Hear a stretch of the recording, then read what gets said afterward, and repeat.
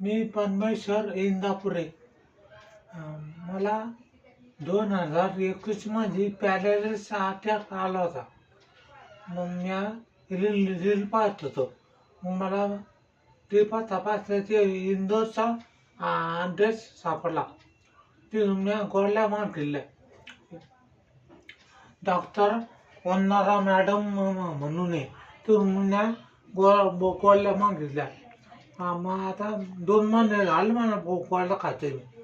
पण तिथं गोळ्याला बरंच फरक पडला मला. पहिले मग असा त्रास होता, असा ब्लॉक झाला इथं ब्लॉक. पण आता नाही का खाली होतो, असं होतो, लॉक झालं होतं आणि पाय बी लॉक झाला होता. पण आता मी बिना काठायचं बी राहू घे. आणि हात वर होतो, चांगला वर होतो, खाली होतो, असा होतो हे. संभाजीनगर चिकनठाणा इथं राहतो मी.